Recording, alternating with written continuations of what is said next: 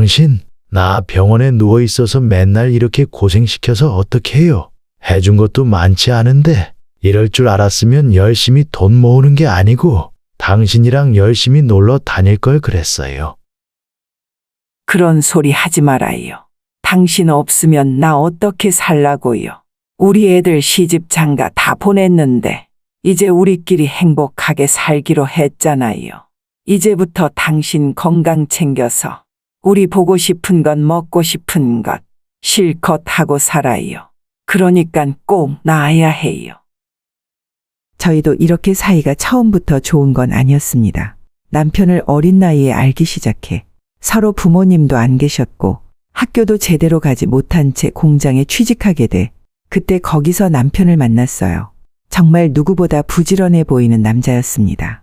저는 세상에 혼자라는 생각에 누가 먼저 다가오는 것에 대해 늘 경계하는 편이었습니다. 그치만 나에게 늘 미소로 다가와준 이 남자 지금의 남편을 만나게 된 거죠.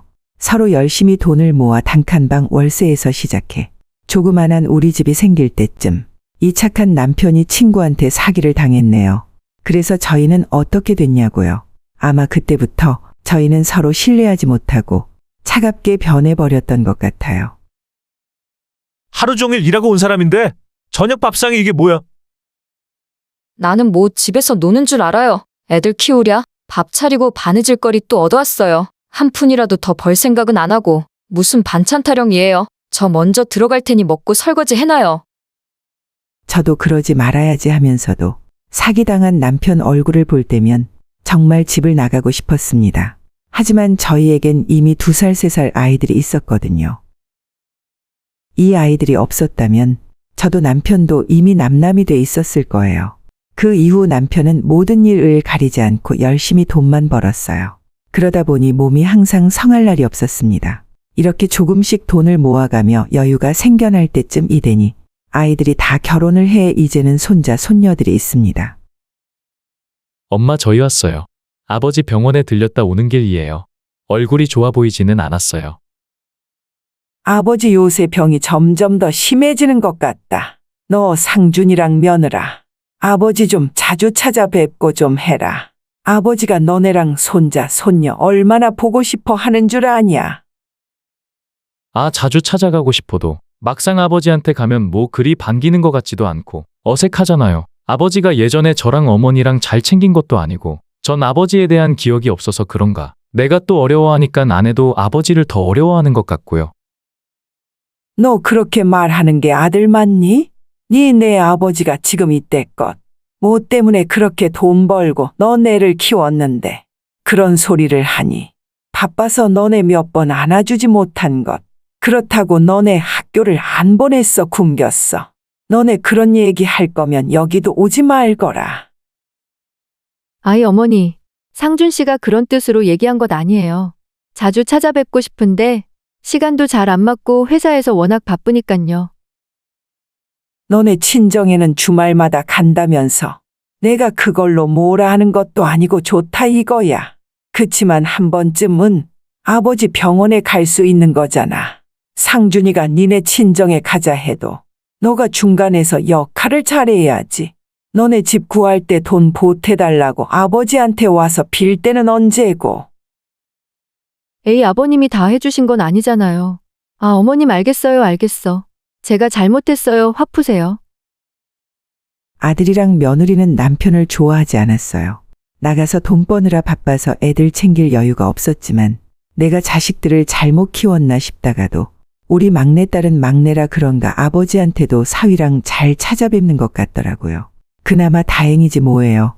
이렇게 시간은 어느덧 흘러 병문안 온 친구가 온 날 저는 배웅하러 밖으로 나갔을 때 간호사분이 다급하게 전화가 왔어요.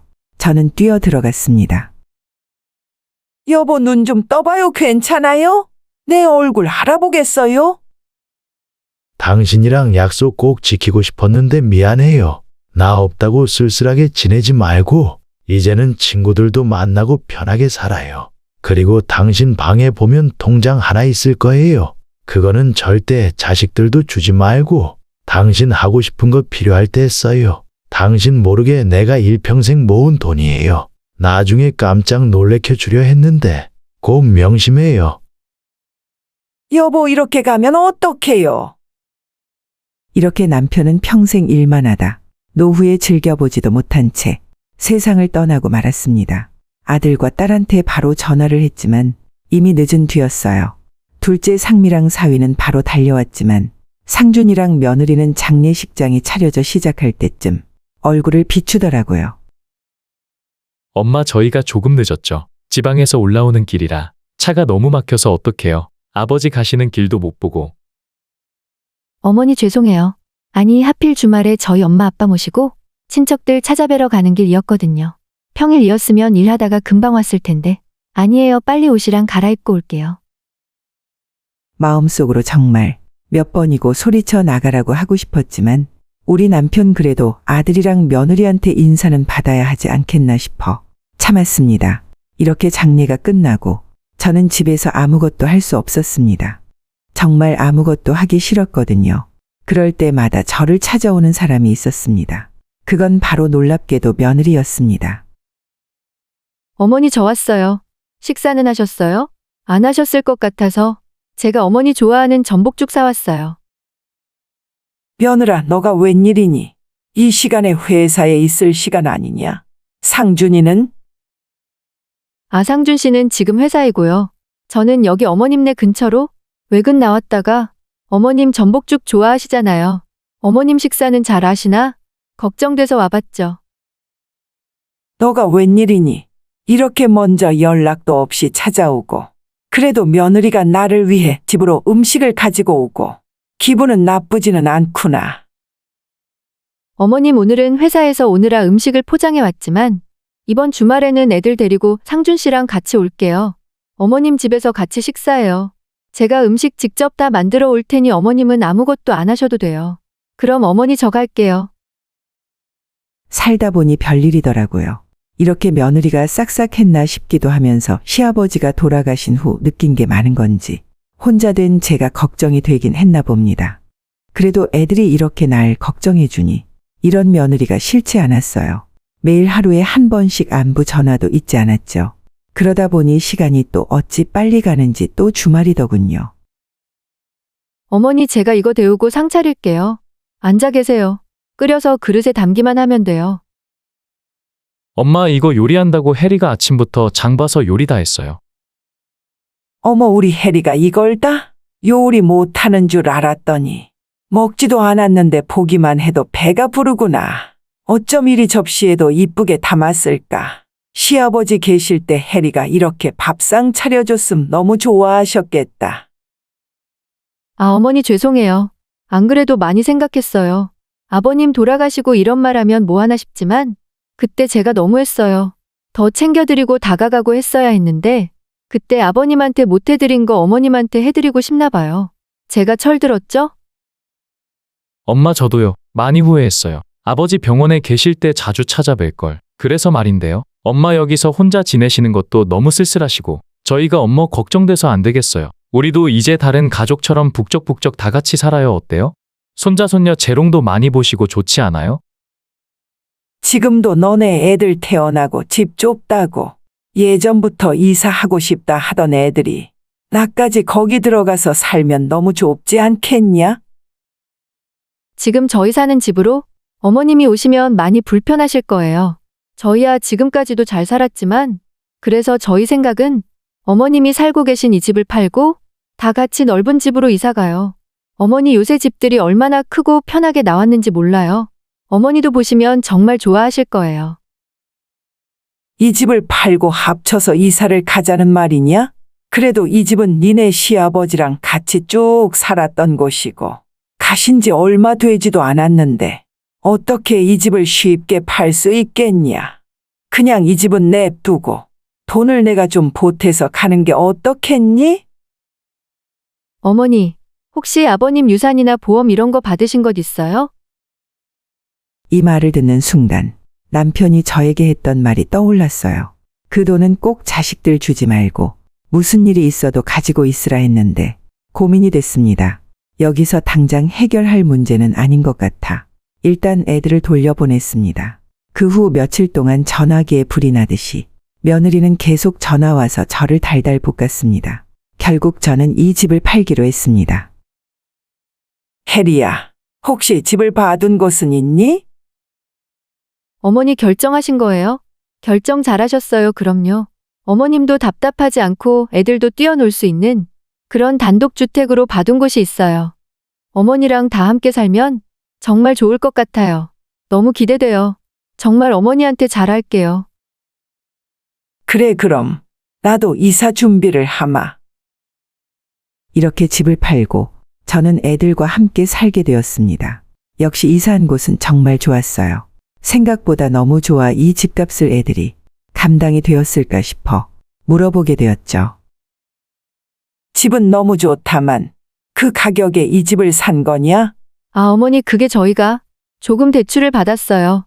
아무래도 어머니 모시는데 넓은 집이 필요할 것 같아서요. 대출까지 받았다는 말이야. 저번에 너희가 말한 집도 괜찮더만 모타로 무리해서 여기까지 와. 에이, 어머니도 계시는데 걱정이 뭐가 있겠어요. 며느리의 말이 무슨 말인지 이해가 안 갔지만 애들이 어련히 알아서 잘했겠다 생각이 들었습니다. 이렇게 저희는 다 같이 잘 지내고 있었습니다. 그런데 어느 순간부터 며느리가 불편하다는 생각이 들었습니다. 어머니 방은 어머니가 청소 좀 하지 그러셨어요. 이 큰 집을 저 혼자 청소하기는 힘들어요. 내 방은 내가 그래도 한다고 하는데. 그럼 어머니 방 청소하시는 김에 애들 방이랑 다른 곳도 좀 하시지? 저희 출근하고 다녀오면 할 시간이 많이 없어요. 맞다, 어머니 혹시 이번 주 주말에 어디 안 가세요? 아니, 저희 엄마랑 아빠가 집에 놀러 온다고 하는데. 안 사돈 내가 오신대. 아이고, 얼굴 안 본 지도 좀 오래됐고 보면 좋겠구나. 그게 아니고요. 부모님이랑 또 언니네 식구 애들까지 같이 온다는데 어머님이 불편하시지 않겠어요? 그날 친구분들 만나러 가시는 게 어떠세요? 어느 순간부터 며느리는 같이 사는 게 아니라 내가 이 집에 얹혀 살고 있다는 느낌을 받게 해주더라고요. 아무리 내가 집값을 보탠 것이 많이는 안 되지만 필요해서 모시고 살고 싶다고 할 때는 언제고 저는 정신을 잘 잡아야겠다 생각이 들었습니다. 상준 씨가 많이 늦네요. 야근하느라 그런가 봐요. 아니, 이 집 살 때 대출 받은 것 있잖아요. 그 대출금 때문에 일을 많이 하는 것 같더라고요.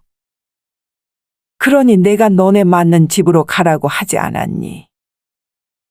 아, 어머니 살고 계신 집이 어느 정도 되는 줄 알았죠.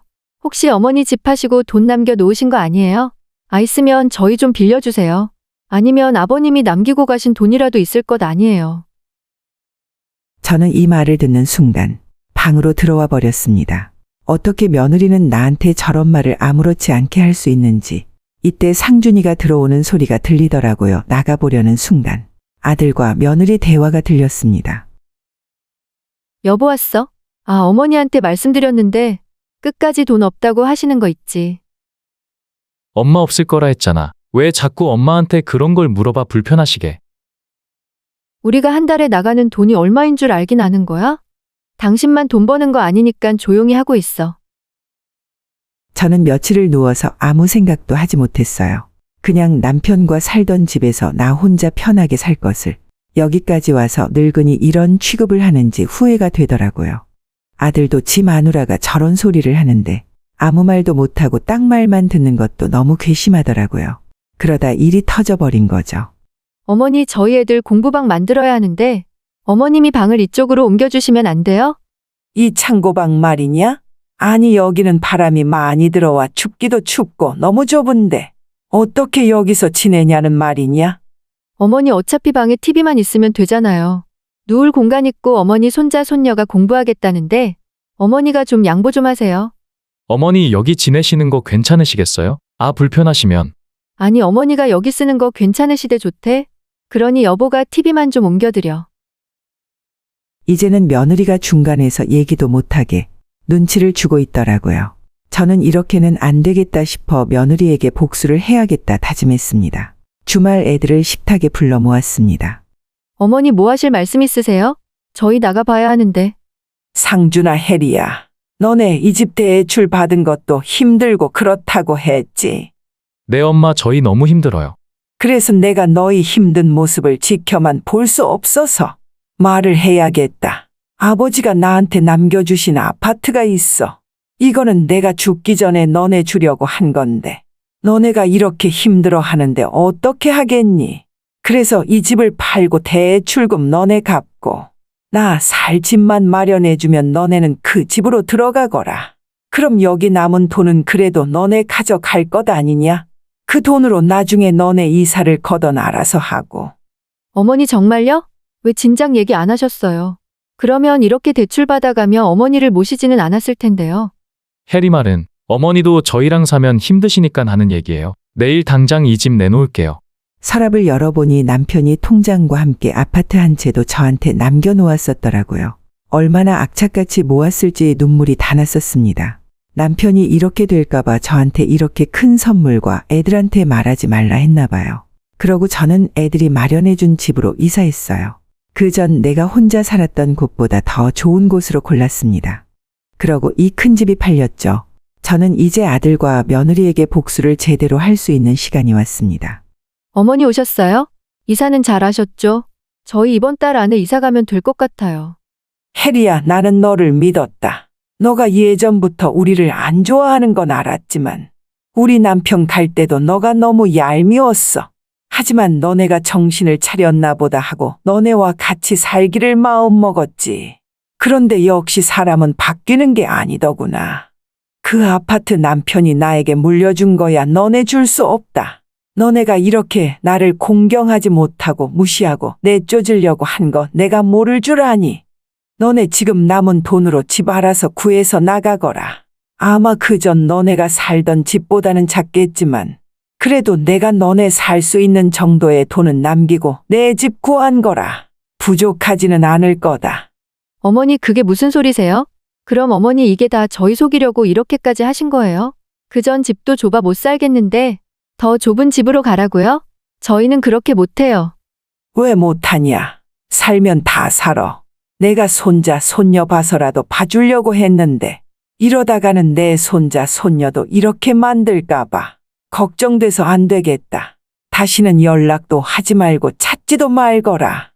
이번 달 말이니 얼른 너네 맞는 집으로 골라서 이사해라. 그러다 손자, 손녀들 밖에서 재우겠다.